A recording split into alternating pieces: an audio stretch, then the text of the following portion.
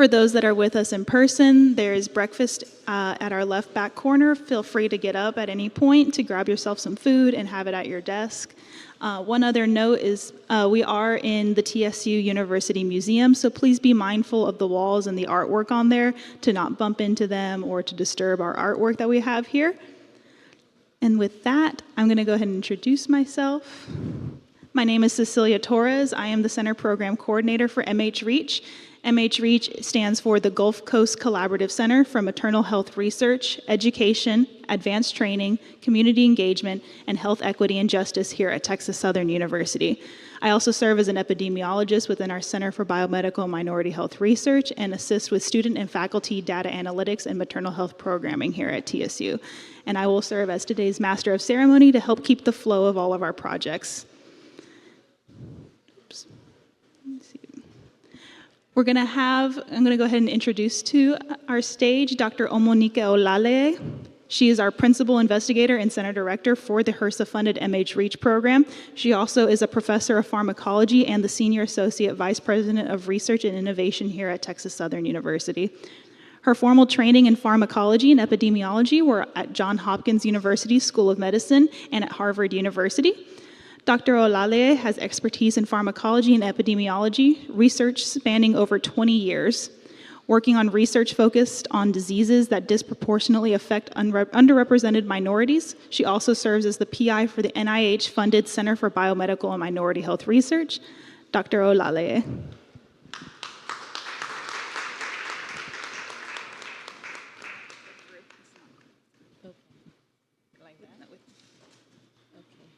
Good morning, everyone. Thank you so much for coming. We really look forward to hearing more from our partners. Like Cecilia said, my name is Omonike Olale, and I would like to give a big shout out to our staff and our team, the maternal and child health team. Give it up for them right now.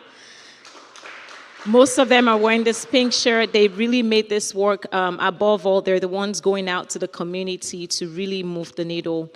I would like to introduce our center, the Gulf Coast Collaborative Center for Maternal Health Research, Education, Advanced Training, Community Engagement, Health Equity, and Justice at Texas Southern University. It's a long name, but this is what we do at HBCUs. We make lemonade out of lemons, okay? We do a lot with very little, so we were so blessed to receive this funding from HRSA last October.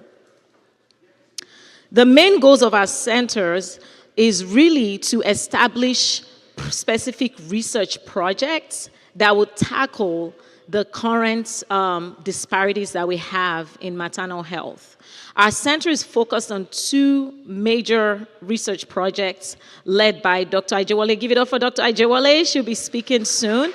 And Dr. Ajewale is also a TSU alumni. And as I speak about Dr. Ajewale, my eyes is going to Lariana. Give it up for Lariana, please. Lariana is a TSU alumni, but more importantly, she was one of the first cohorts of our maternal child health training program here at the university when we had a funding with Baylor College of Medicine to train 20 students across 5 years. We ended up training over 125 students. Guess what? Lariana now is at Harris County Public Health. She's leading, thank you, Dr. Brown. She's leading the maternal and child health program. Give it up for her. Give it up for TSU, all our faculty. And you hear from her as well. So the second project is led by Dr. Kende Idowu. Dr. Kende Idowu, he'll be speaking about his project. And more importantly, we're going to, at the end of our project, would have deployed 8 pilot projects that are community-driven projects to address maternal and child health. And those will be led by Dr. Pounds. She has a big team, and they will solicit for applications. We will get community-based organizations to partner with our early-stage investigators here at TSU to tackle this issue, but more importantly, to deploy solutions to our community. So this is the focus of our center. As we build, we're looking to build things that are scalable, sustainable, we will build capacity, we will build systems, we will build structure. So we're really thinking big. So we look forward to partnering with you as we make all these great things happen.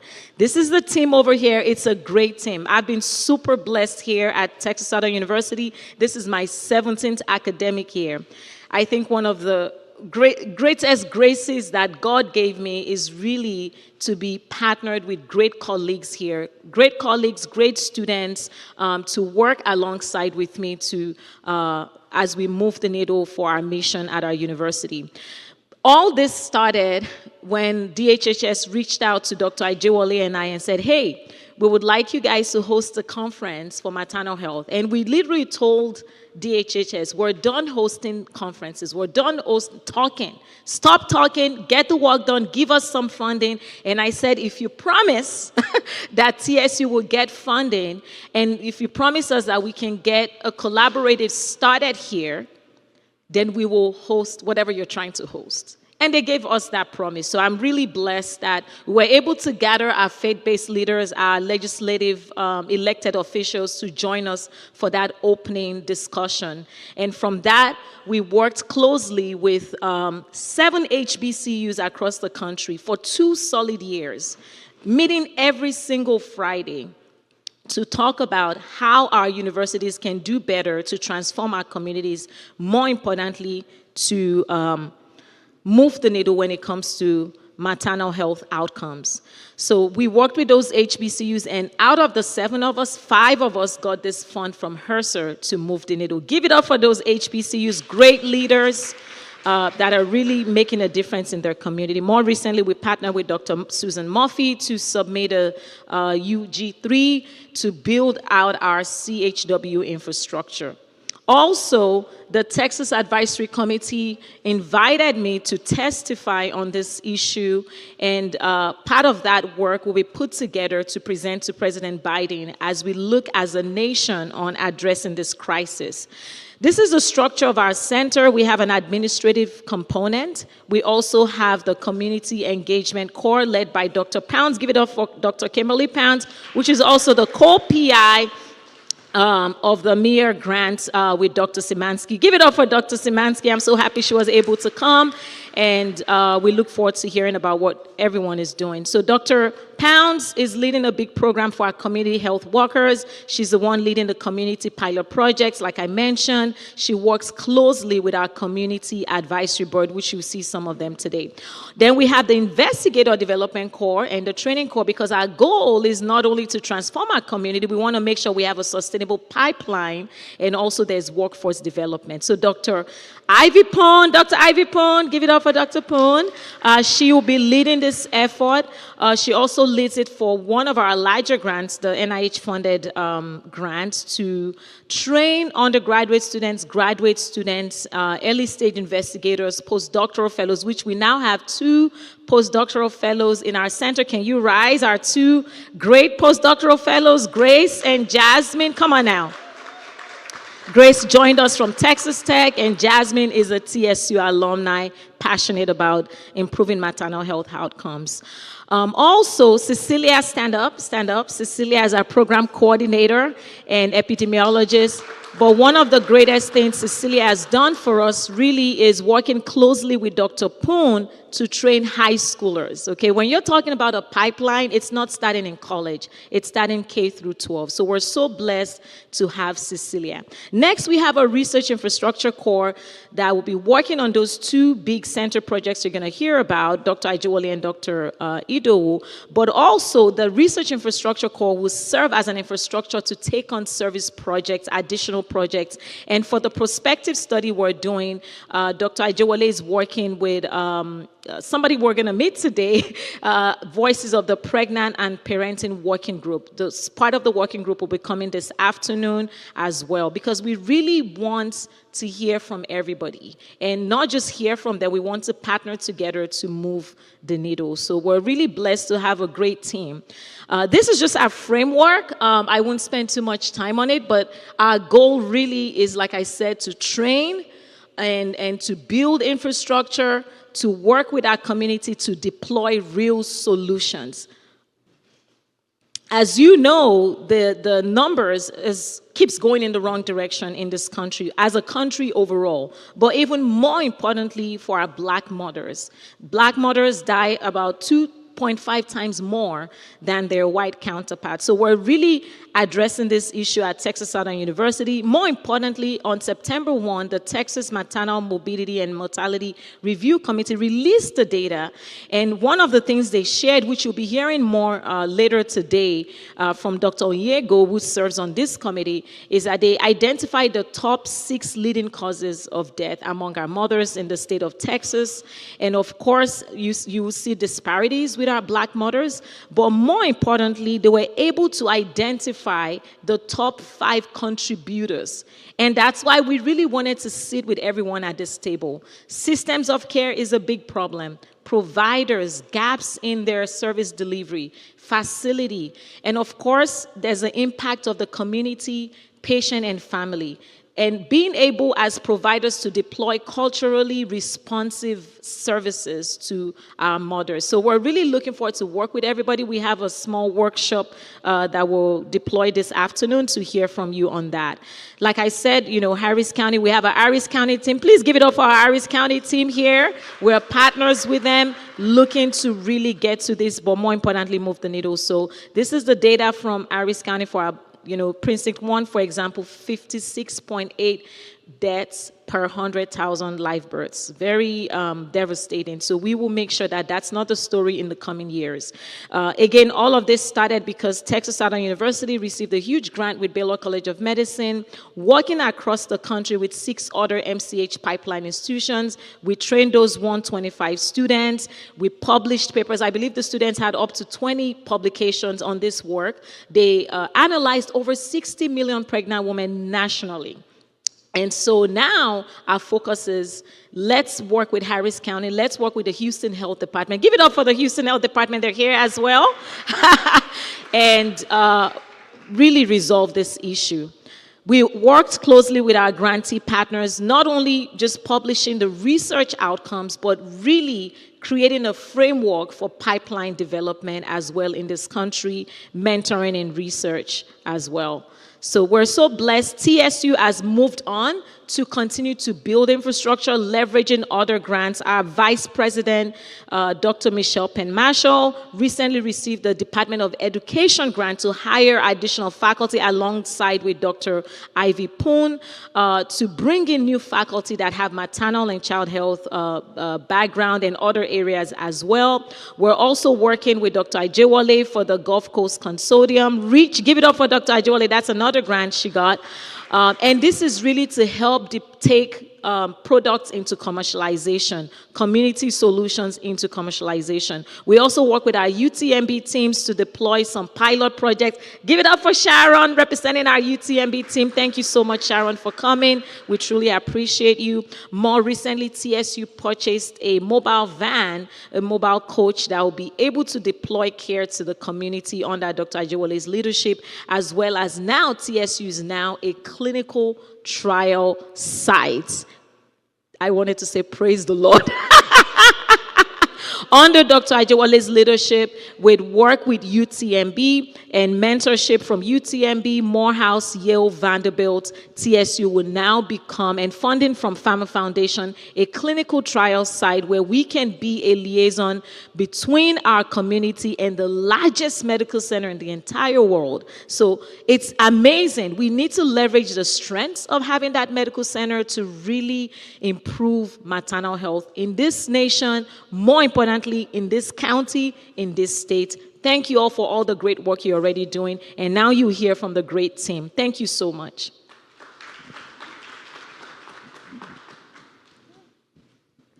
Thank you, Dr. Olale. We're now going to be moving into our Community Engagement Core, led by Dr. Kimberly Pounds, who is a co-director for it in MHREACH. She also serves as the Associate Professor in the College of Pharmacy and Health Sciences and Health Administration program. Here, she trains health profession students in development of community-based programs. Dr. Pounds has over 25 years of experience developing programs that address disparities in health through community engagement and participatory methods. As a trained health educator and researcher, her work has addressed tobacco prevention and cessation, cervical and ovarian cancer survivorship, women's participation in chemo prevention trials, women's decision-making in health, and pharmacist home-based models, diabetes, and hypertension management. Dr. Kimberly Pounds.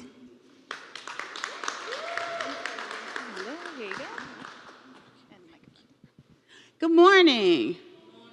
I want to introduce Kennedy Norwood. She is the MHREACH community health worker. She is from the class of 2024 and a recent graduate from the University of Houston. So we couldn't do the work that we do in the Community Engagement Corps without Kennedy's expertise. So the main goals of our Community Engagement Corps in the MHREACH is first to engage the community.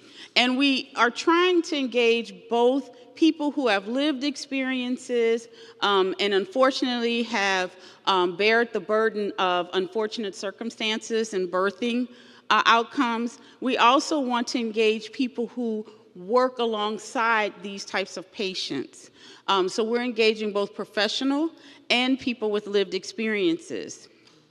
We also want to build the capacity of community organizations to be able to address these maternal health needs. So one of the things Dr. O mentioned earlier is that we will be rolling out a community pilot program where we will fund organizations to do the work that they do in our communities.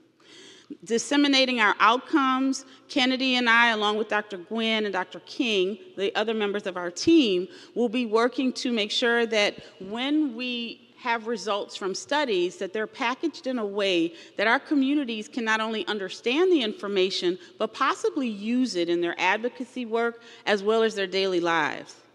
And lastly, we always continue to evaluate our efforts. And I'm going to put in a shameless plug because you are going to get a survey at the end of today's program or tomorrow. So please fill it out because it helps us to kind of keep our finger on how well we're doing in engaging the community. This is our fantastic community advisory board. They are made up of, again, people with diverse experiences. We have clinical professionals, we have moms who serve on the board, we have males who serve on the board, and they give us such rich information about how to reach the community and the areas that we need to be focused on. So, I hope that, if nothing else, when I'm done, you are saying to yourself, I want to be involved in the MHREACH project. How many of you are thinking that? Raise your hand. Oh, a few. Okay, thank you, Dr. Szymanski, Dr. Estes. Okay, so what I want you to do is if you're involved, if you want to get involved, you put your phone on this QR code, and there are 3 ways to get involved. One is through our community engagement studios, where we will be recruiting people from the community to sit down and have discussions with researchers on campus on how to tailor their research methods to the community and disseminate their outcomes in culturally appropriate ways. We do have a community health worker training where we are sponsoring 4 individuals from the community. We will pay for them to go through a community health worker training here in town with the area health education centers. The classes start in January. It is all online. And again, we are sponsoring scholarships for 4 individuals from the community. If you know someone who's interested, please share the flyer that you can find in your folder. There's a flyer in your folder, and it talks about our program. Lastly, if you just want to get updates about resources and what's going on with MHREACH, please, again, share your information. And Kennedy Norwood is the person who will most likely be in touch with you, just letting you know when we have upcoming events like our maternal health conference that Dr. Ajawali is spearheading in January. We'll send you updates about other programs that we know about from other organizations as well. So I hope you'll take this opportunity to get involved. This is the community health worker flyer that you'll see in your folder. So again, please share it with someone in your community that might be interested in becoming a community health worker. And if you want to follow us, there's a way to do that as well.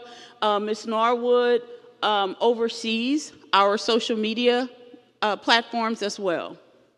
Thank you.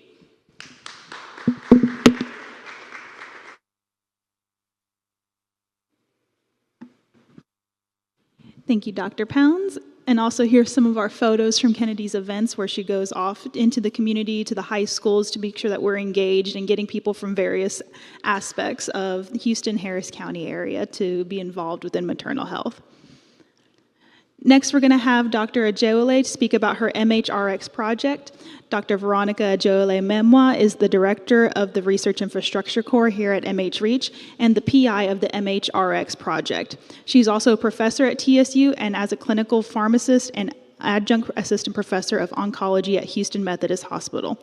She received her PharmD from TSU and completed her oncology pharmacy residency at Houston Methodist Hospital. She's a board-certified oncology pharmacist with clinical practice in oral chemotherapy at Houston Methodist Hospital Cancer Center. She's the founding director of the NIH MD-funded Community Engagement Corps at TSU CBMHR and TSU's iHeart. Dr. Ajewole. Thank you very much, Cecilia, and good morning, everyone. How is everybody doing today? Full of energy? Was the breakfast great? I enjoyed it.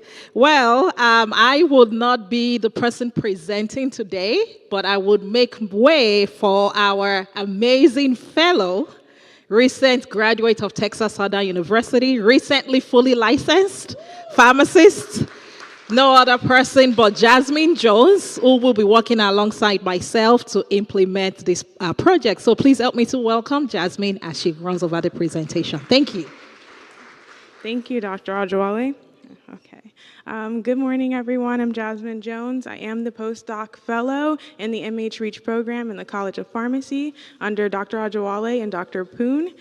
And I will be giving a presentation on our MHREACH project, which stands for Building an Innovative, Comprehensive, Multi-Level Medication Therapy Management Model project. Very long title. We'll get into it. So this project is led by Dr. Veronica Ajewole, and I will be a pharmacist on this project, with the goal of creating a non-medical drivers of health-based MTM model, with non-medical drivers being non-medical factors that may positively or negatively influence the health of a patient. And then MTM services is something that a pharmacist, well, it stands for Medication Therapy Management, and it's a service that pharmacists offer to patients where they extensively look into the patient's medication or medical history to identify any medical or medication issues that could be, that could cause adverse effects in a patient. So whether that be identifying drug-drug interactions, toxicities, drug disease, and specifically with our project, since we are offering our MTM services to Black pregnant women in early to mid pregnancy and following them for a few months after postpartum, we will be identifying hopefully medications that may be potentially dangerous in mothers in certain stages of pregnancy or breastfeeding. So hopefully we can make those interventions as we see them before they become a bigger issue. This opportunity also gives us a chance to offer patient education and serve as like another intervention in between prenatal and postnatal care for patients to speak to a medical provider. And then we'll also be offering remote blood pressure monitoring in hopes to track blood pressure in patients and hopefully stop the possibility of preeclampsia or preeclampsia or eclampsia in these patients, as well as will offer social and nutritional support as needed for mothers we identify. So in order to accomplish our AIMS 2, which is the MTM model, we have to start with our AIMS 1, which is the identification of these non-medical drivers that these Black mothers may be facing, and then also proposing interventions that we can integrate into our AIMS 2. So we are accomplishing AIMS 1. We started a work group, which is like a think tank for community members who work in the maternal health space or have a strong passion for maternal health and creating better health outcomes for our Black mothers. And it's just a mixture of various people from various backgrounds in the maternal health space that work in our community. And we meet monthly, every second Saturday of the month, to just really tackle the issues at hand for our Black mothers. So the work group is entitled Voices of Pregnant and Parenting Work Group, and these are our members. As you can see, we have social workers, community health workers.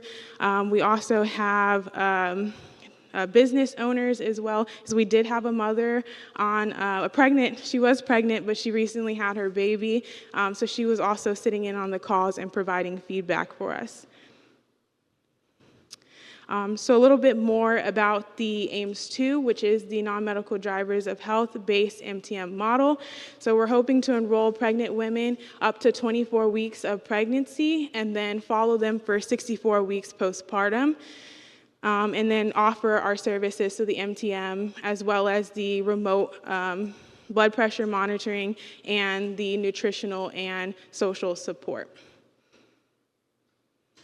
So just a little more into logistics. Black pregnant women, up to 24 weeks of pregnancy and then 64 weeks postpartum. To assess their non-medical drivers of health, at baseline, we're going to give them a prepared survey, which is just a survey already pre-made that's pretty widely used to determine the social determinants of health, non-medical drivers of health, and it goes over things like food insecurity, finances, housing insecurity, emotional. It's a pretty extensive list, but also condensed, so it's very user-friendly for our patients. We also will be recruiting patients through community clinics in Harris County, and then we'll be using the help of interns and community health workers to help us with the recruiting efforts. We will have a collaborative practice agreement, which basically gives the pharmacist permission to work on these patients under a provider at these clinics, and interventions, the remote blood pressure, the social nutritional support, and then the MTM service in itself. Time frame, we would like to do a feasibility study of just about 20 patients just to see if our model is working and any improvements we can make before we move a little more wide scale, with our first cohort being 125 patients with just the MTM, and then our second cohort being taking the non-medical drivers that we identified in AIMS-1 and then putting it into our MTM model to better serve our patients.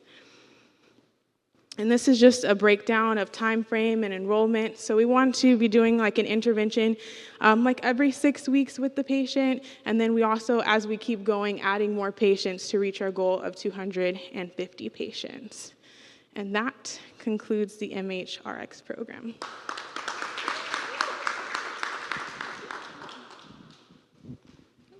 Thank you, Jasmine.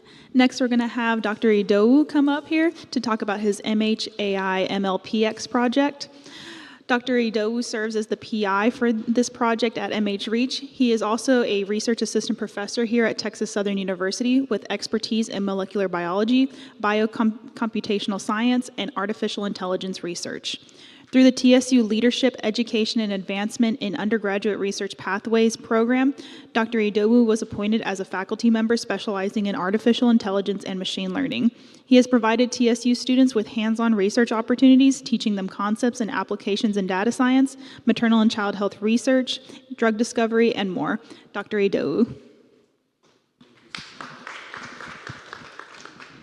Good morning, everyone. Thank you so much for the opportunity to present this. This is TSU, and one of the things we do in TSU is we roar against anything we don't like. Like last week, we roared against breast cancer. So this week, we are roaring against health disparity in maternal health. Welcome. So yeah, my project, I'm overseeing this project titled Understanding Trends and Disparity, Hypertensive Disorders of Pregnancy in Women. And I'm doing this together with my special ever versatile Cecilia. Yeah, so this project actually is going to be a secondary data analysis of natality data from US from the year 2022, 2023, 24, 25. So currently we are working on data from CDC natality from 2022 and 2023. Sorry.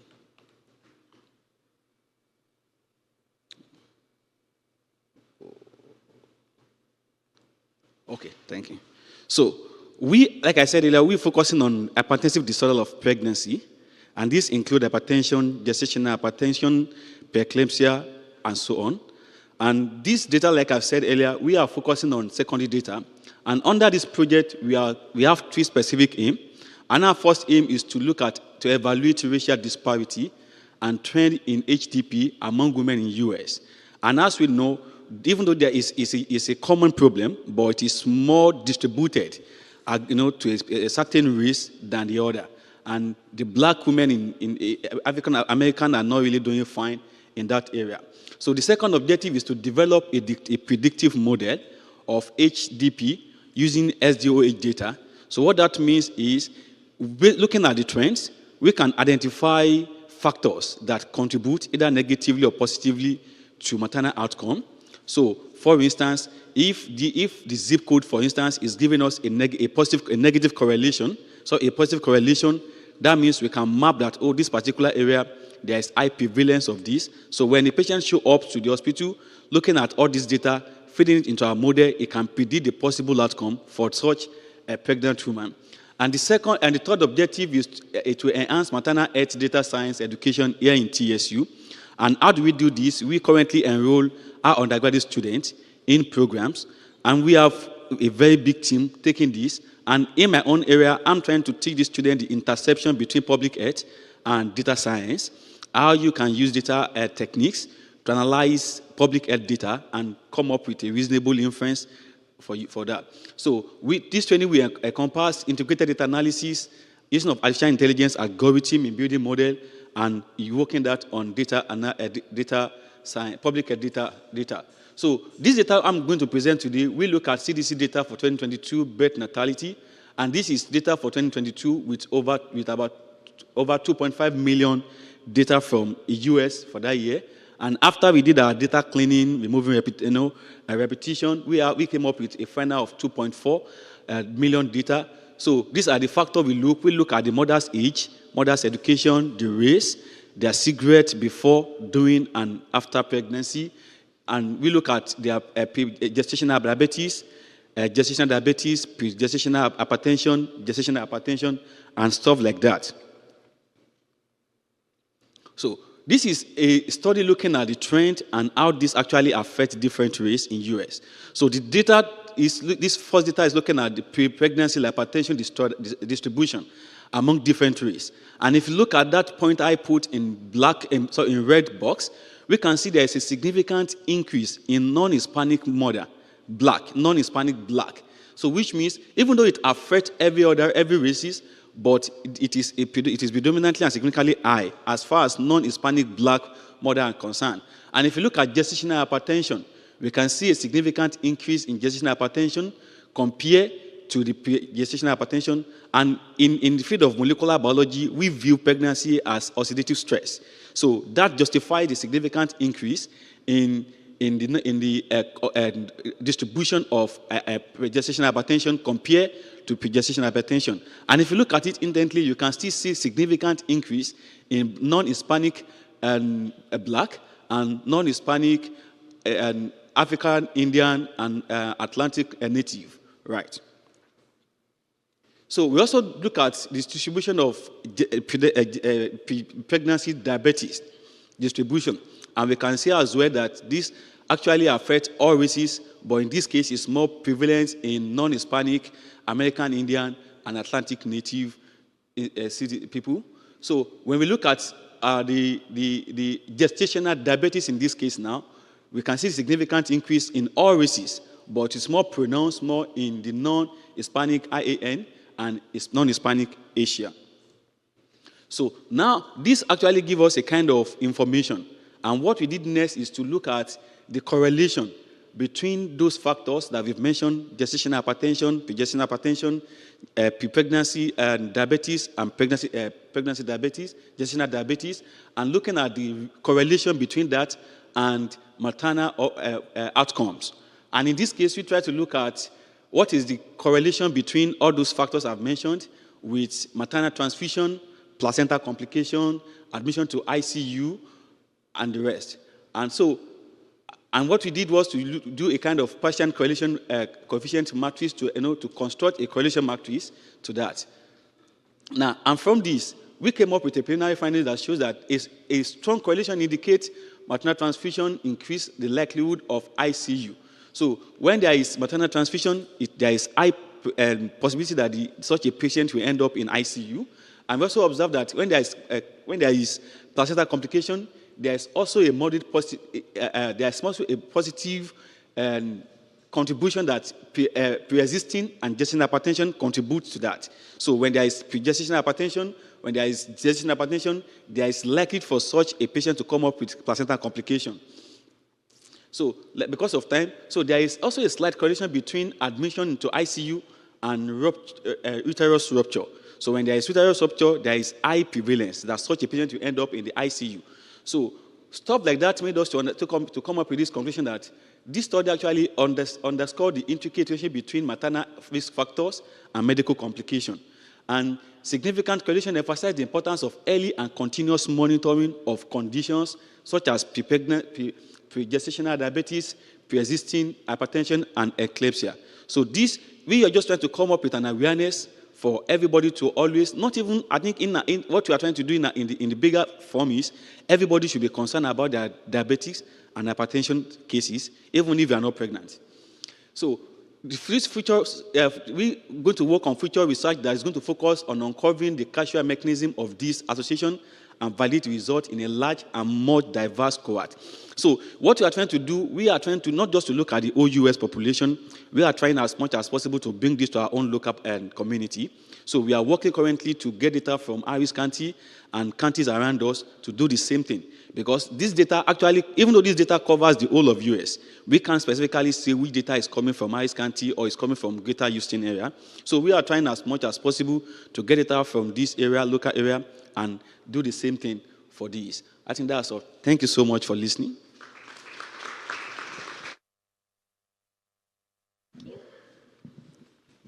Thank you, Dr. Idowu. And now I'm going to welcome to the stage Dr. Ivy Poon. Dr. Poon is the Director of the Investigator Development and Training Corps here at MHREACH. She is also a professor in the Pharmacy Practice and Administration Department here at our College of Pharmacy and Health Science at Texas Southern University. Dr. Poon received her Doctor of Pharmacy from the University of Houston and a Master of Science in Palliative Care from the University of Maryland at Baltimore. She is a licensed pharmacist and preceptor in the state of Texas and has served as a clinical pharmacy specialist and preceptor for pharmacy students at the Geriatrics Clinic in the Michael E. DeBakey VA Medical Center in Houston, Texas for more than 20 years. Dr. Poon. Thank you. So I am over curriculum development and also training, and I serve as the core director for the Investigator Development and Training Corps. I've been at TSU for more than 20 years, and my passion is in teaching.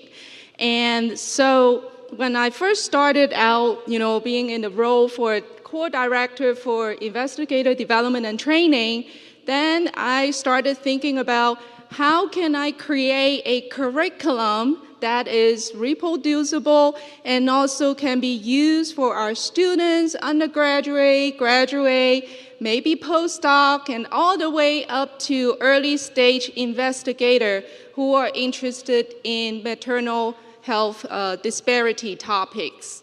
So the first goal is to develop a maternal health disparity research course and a maternal health research mentorship program.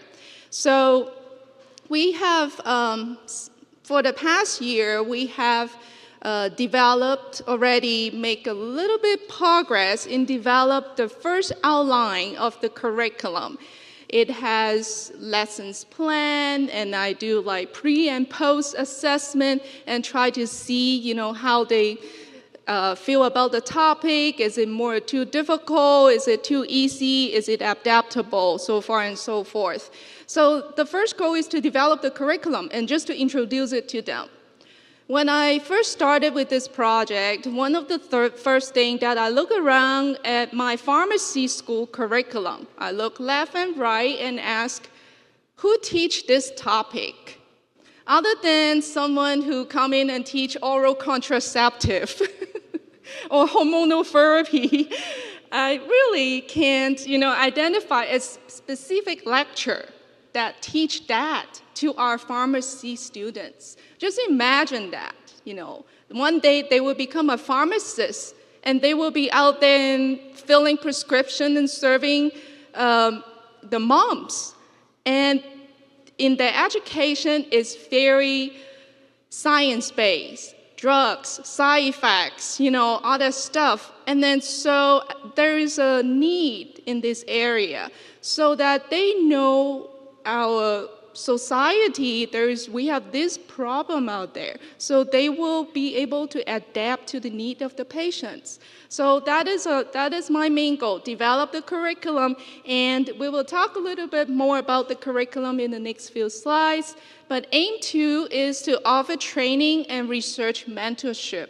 As Dr. Olayeye has introduced, we have postdocs, undergraduate, graduate students, and also early stage investigator. We want them to be interested and passionate in doing research in this topic. And we want to nurture them and promote their career growth in doing research in this topic. Number 3 is to evaluate the impact of the training. It's usually easy to develop a curriculum, but it's hard to go back and look at those evaluations and think about how can we improve in teaching them. What are the feedbacks? What do the students think? What does the mentee think? So number 3 is to evaluate our training curriculum.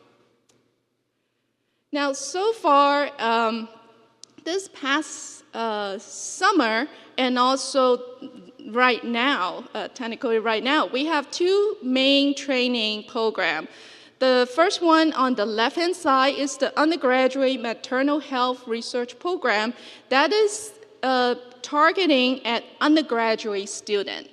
And it starts in June 2024 and ends in March 2025. We have 4 undergraduate students in the program, and then they meet weekly to listen to lectures and do online learning modules. And then they are going to also involve in research in this area. Now, the one on the right-hand side is the flyer for that program. Yes. Now, this past summer, we had this wonderful opportunity that is funded by CareSource to, expand our reach to the high school student. This is a very new area for me. For the past 20 years, I have never taught high school students. I have 2 in my house, or I had 2. One is in college. But so I didn't know what to expect. Am I teaching too hard, too difficult? Do they understand it? So we developed a curriculum that includes 8 learning lessons, and they are all delivered by a platform called Nearpod. So essentially what it is we introduce 2 topics. There are 8 topics that we go through. What is maternal health disparities? What are the causes? What is social determinants of health? We talk about what are some strategies that has been proposed to tackle this problem. And then at the end, and also talk a little bit more about how do you do research and what is a survey, what is an interview. At the end, we ask them to create an action plan as a high school student. Like, this is what I'm going to do. And I told them it could be very simple and very basic.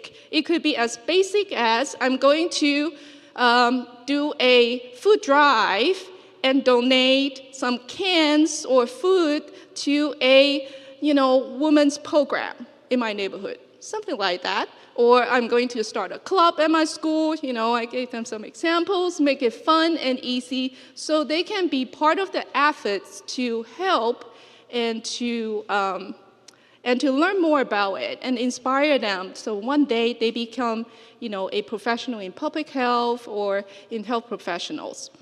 So these are some examples of the graduate and undergraduate students' research. And then Before we go to the next segment, I want to show you that there is a flyer that is in the folder. This is an example of a research project that is being done by our high schooler, guided by us. So they're doing interview. If you are a student, faculty, community health worker, or any health professionals, if you are interested to be interviewed. So what we are trying to find out is we're trying to find the need for education and awareness about this topic. And so there is a QR code in here. I'm so proud of them. They designed the flyer. It's so pretty and pink. And anyone who is being interviewed will receive this very nice mug. Or no, is it called mug? A tumbler. Yeah, a tumbler.